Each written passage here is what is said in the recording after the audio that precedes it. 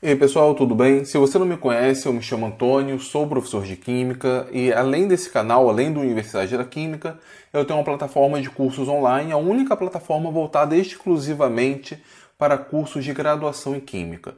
Lá já temos vários cursos, Química Geral, Química Orgânica, Química Inorgânica, Físico-Química. E a partir dessa aula, a partir desse vídeo, eu vou publicar a primeira aula de cada módulo do curso de Química Inorgânica, para que você tenha uma ideia de mais ou menos como o curso funciona. Se você tem dúvidas se vai assinar ou não o curso, eu vou disponibilizar a primeira aula para você ver como que o curso funciona, o nível de profundidade, enfim, vai ficar disponível aqui no YouTube. Caso você tenha interesse em assinar, aqui embaixo vai ter o link para você ir até a plataforma e realizar sua assinatura mensal, trimestral, semestral ou anual. Além disso, as outras playlists dos demais cursos, Química Geral, Química Orgânica, por exemplo, ficarão linkados aqui embaixo. Esse vídeo, nessa parte introdutória, vai estar presente antes de todos os vídeos dessa playlist. Então, se você não quiser me ouvir repetindo isso, basta pular mais ou menos o tempo desse vídeo que você vai ter acesso à primeira aula dos outros módulos, módulo 2, módulo 3, módulo 4 e assim por diante. E só um detalhe, a primeira aula do módulo 1 e do módulo 2 são iguais às aulas do curso de Química Geral, mas apenas esses dois módulos. Eu aproveitei as aulas porque o conteúdo e a profundidade de como ele foi abordado é exatamente a mesma. As demais, a partir do módulo 3, são aulas inéditas que não estão aqui no YouTube. Então, caso seu interesse, caso queira fazer parte dos alunos da Universidade da Química, é só clicar aqui embaixo e assinar o curso. Qualquer dúvida, deixe aqui nos comentários ou então me envie um e-mail. Tá certo, pessoal? Muito obrigado e eu espero contar com vocês nos cursos da Universidade da Química. Olá pessoal, com essa aula nós iniciamos um novo módulo aqui do nosso curso, que é o módulo de estrutura atômica. Esse vai ser um módulo um pouco diferente dos anteriores, porque eu não vou seguir exatamente o que está no Atkins ou seguir o que está exatamente em alguma referência propriamente dita. Eu vou contribuir bastante com vocês com a minha experiência a esse respeito, o que eu venho estudando ao longo do tempo, a respeito do entendimento da estrutura atômica. Algumas coisas têm que ficar bem claras. Primeiro, que quando a gente estuda a estrutura atômica, é algo completamente diferente daquilo que se vê lá no ensino médio. Lá no ensino médio, em uma aula, você vai falar de modelo de Dalton, modelo de Thomson, modelo de Rutherford, modelo de Bohr e acaba por aí. Não, o entendimento a respeito do átomo é algo muito mais rico do que aquilo. E esse é um entendimento que se estende até hoje. Então, hoje nós não temos uma visão ainda definida de como é o átomo. Novas subpartículas são encontradas ou teorizadas a cada dia. Então, a ideia do átomo ainda está em construção. É um conceito que já está funcionando, ora em alta, ora em baixa popularidade, mas já está em andamento há quase 2 milênios e meio. Então, não é algo simplório. Outra coisa que tem que ficar bem claro é que mesmo na graduação, onde nós deveríamos estudar a estrutura atômica de forma muito mais aprofundada, a gente não avança tanto. E duas coisas provocam isso. A primeira é o tempo, a carga horária é relativamente reduzida de um curso de Química Geral. Devemos priorizar algumas outras coisas, algumas coisas mais práticas do que a estrutura atômica. E a outra é que todo o desenvolvimento da estrutura atômica foi feito por físicos. E infelizmente a nossa formação não é suficiente para entender isso de forma tão plena. Então o que a gente entende é a parte superficial da estrutura atômica e tentamos aplicar isso aos nossos problemas. Ao longo desse curso, eu vou tentar chamar a atenção aos textos originais que levaram ao desenvolvimento da estrutura atômica. Então ele vai ser um módulo um pouco diferente, ele vai ser um módulo que eu vou avançar mais do que, por exemplo, o Atkins trata, que é o principal livro, a principal referência do nosso curso, mas porque eu quero estimular a necessidade de leituras e leituras que vão além dos livros, principalmente o contato com os textos originais. A aula de hoje vai ser basicamente uma visão geral e nas próximas aulas vamos começar a entender a estrutura atômica, começando pelos modelos clássicos, dos modelos mais antigos. Bom, então vamos lá. O nome átomo, ele significa indivisível. Só que esse nome que vem do conceito grego antigo não faz muito sentido hoje. Nós sabemos muito bem isso desde lá do ensino fundamental, que o átomo pode ser sim dividido em partículas menores. Mas, de qualquer forma, o conceito do átomo original como bloco construtor da matéria ainda pode ser mantido. Você pode falar que tem que ser os prótons, tem que ser os nêutrons, ou mais ainda, tem que ser os quarks ou os elétrons.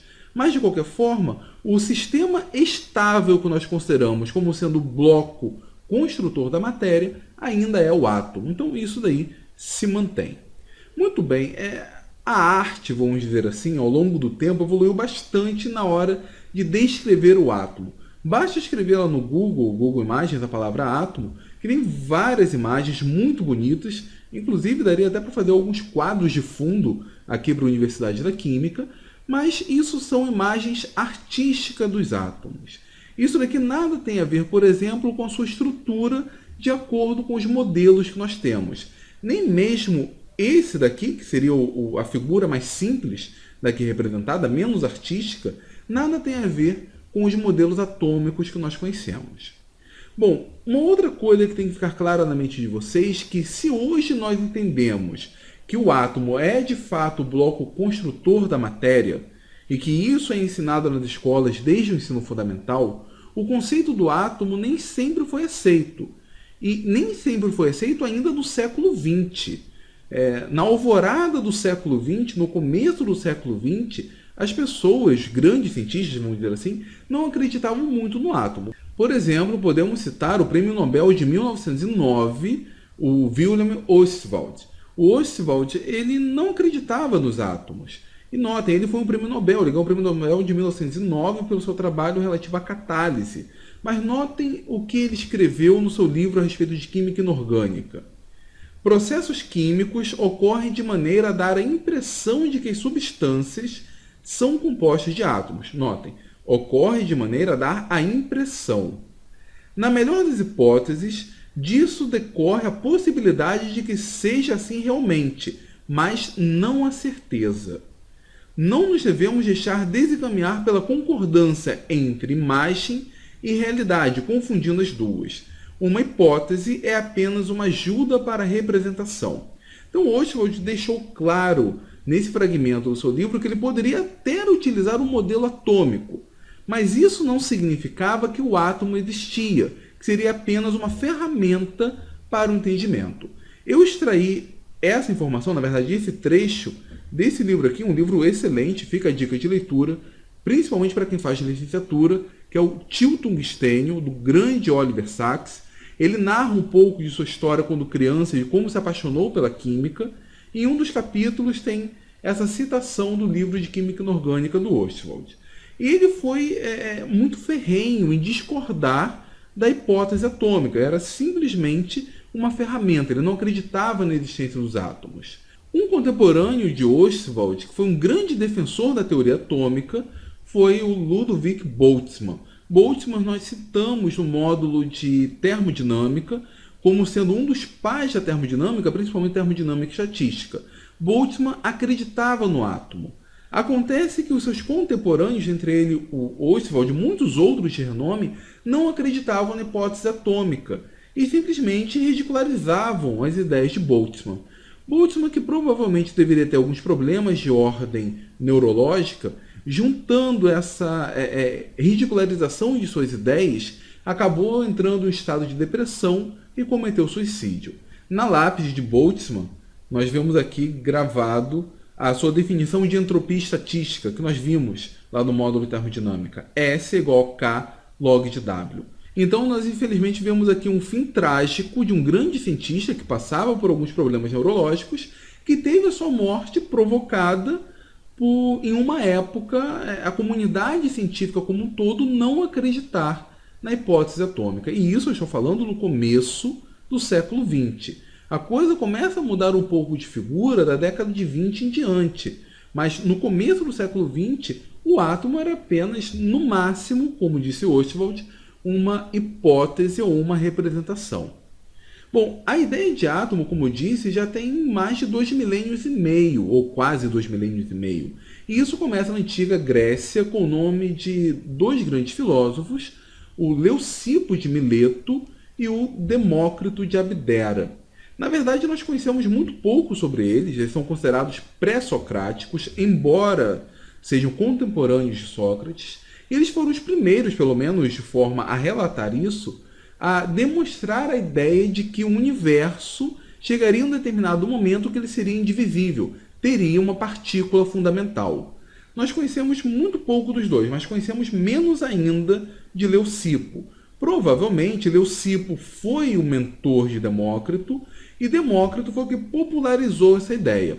Demócrito é um pouco mais conhecido, no Renascimento ele é bem representado como sendo o filósofo bonachão e risonho, mas mesmo assim nós temos muito poucos livros escritos por ele que chegou até os nossos dias. Nós temos muito mais referências ao seu trabalho, onde o seu principal divulgador e crítico foi Aristóteles, o grande sábio da antiguidade. Só que nesse ponto nós esbarramos com um problema. Demócrito acreditava que o universo seria constituído por átomos. Na verdade, ele achava que tudo seria constituído de átomos e vazios, espaços vazios onde essas pequenas esferas, onde esses pequenos corpúsculos poderiam se movimentar. Esses corpúsculos, que ele deu o nome de átomo, carregavam as propriedades de um determinado material. Por exemplo, átomos de ouro eram amarelos, átomos de cobre eram vermelhos, átomos de ferro possuíam uma espécie de ganchos que permitiam que o ferro permanecesse firme. Átomos relacionados ao sal possuíam agulhas, porque seria relacionado à sensação que nós temos quando colocamos sal em nossa boca. Então, essa ideia de átomo era bem diferente da ideia que nós temos hoje, mas continuava sendo o conceito de ser o bloco constituinte, o bloco fundamental da matéria. Aristóteles, como disse, foi o grande divulgador de Demócrito e um grande crítico. Aristóteles acreditava que a matéria era contínua, que ela não se esbarraria num ponto onde seria indivisível. Acontece que Aristóteles foi o sábio mais influente da antiguidade e continuou sendo influente na cultura ocidental até a Revolução Científica. Então, a ideia de átomo foi deixada de lado porque o grande sábio durante esse período foi alguém que não acreditava no átomo, foi alguém que acreditava no contínuo, no caso, Aristóteles. E isso acabou levando o esquecimento das ideias de Demócrito e Leucipo por milênios. No começo do século XIX, essa ideia meio que foi retomada, mas ainda ficou guardada, nós veremos na próxima aula, e só então, no começo do século XX, a ideia de átomo ressurge. Então nós podemos dizer que o conceito moderno de átomo tem ainda a ordem de 100 anos.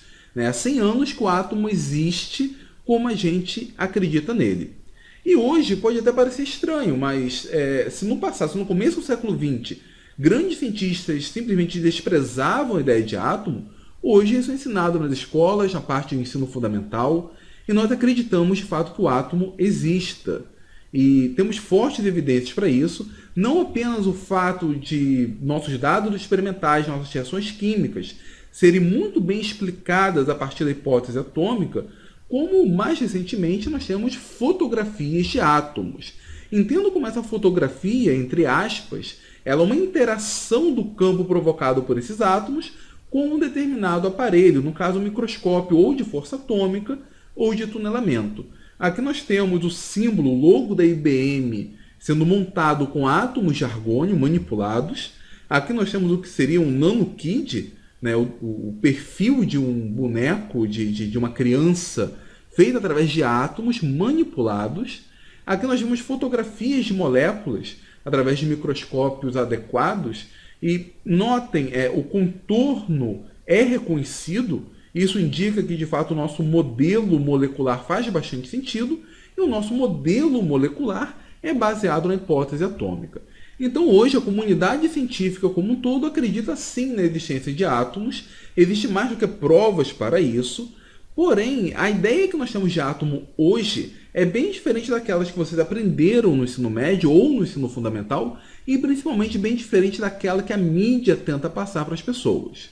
O objetivo desse módulo, então, é passar para vocês com clareza um entendimento da estrutura atômica, com base no modelo moderno, chamando atenção aos erros, às falhas dele, ou o que levou ao seu desenvolvimento ao longo dos anos. Na próxima aula, nós vamos começar a elaborar esse modelo. E nós vamos começar com o primeiro modelo atômico moderno, que é o modelo de Dalton.